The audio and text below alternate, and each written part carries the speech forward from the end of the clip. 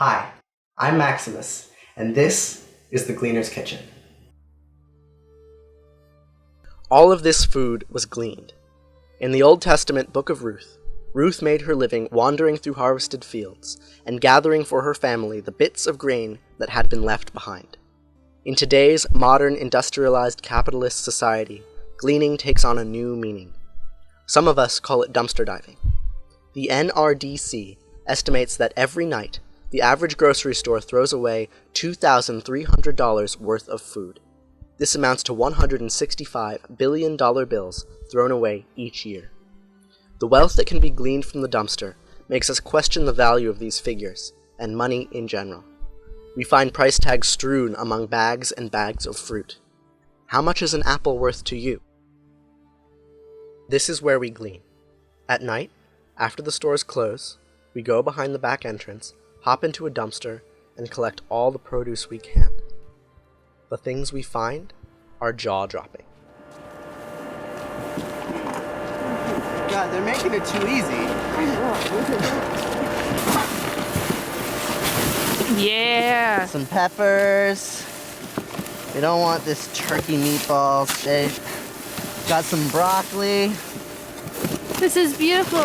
This is like literally the most, like this is perfect footage too. It's just like, hey look, there's boxes of food.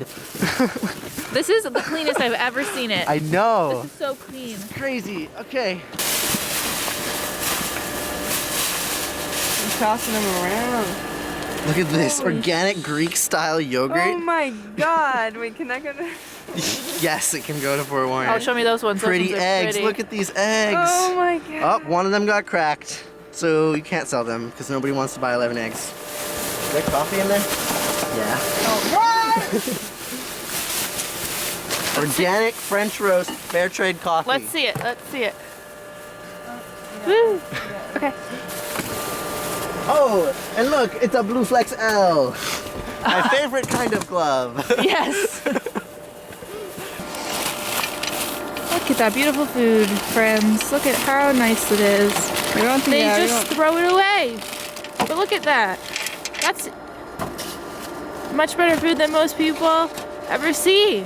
No. And it's free. Right. Because we're a wasteful society. The capitalist system we live in insists that in order for something to have value, it must have a price tag. It must be sellable.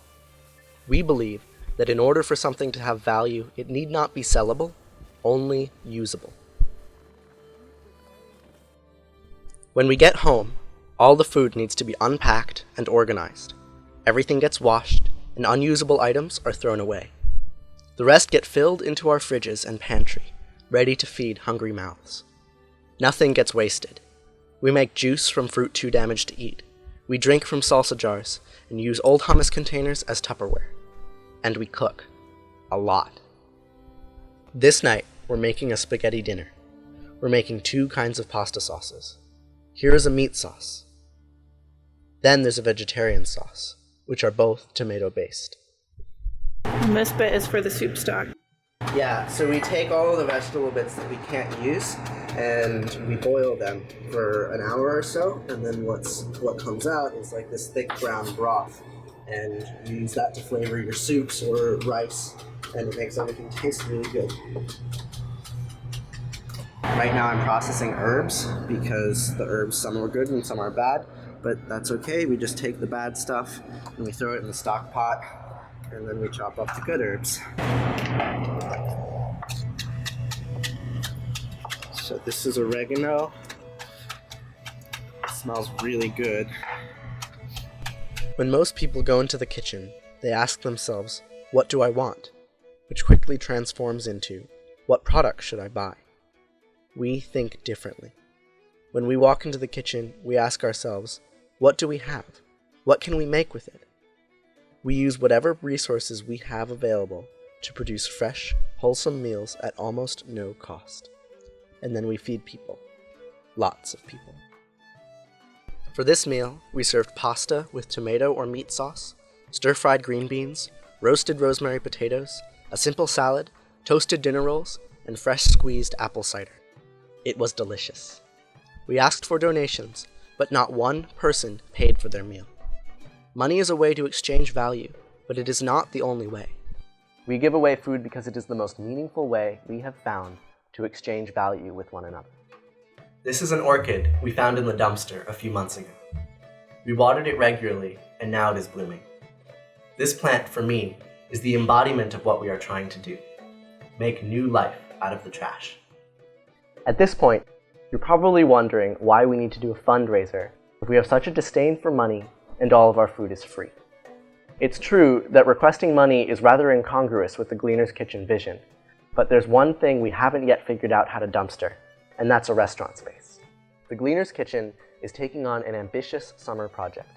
We hope to create a public space where all forms of value can be exchanged freely. We imagine a 24-hour cafe, decorated with dumpstered flowers and cheap art, where people hungry for a different world can come and exchange ideas. There will always be coffee and tea and warm lentil soup. Meals will be served every day, with special events on the weekends. We imagine concerts, poetry readings, academic lectures, and craftivist workshops, all facilitated by the preposterous amounts of free food our society has somehow forgotten. Art will be everywhere. It will be shared as freely as the food.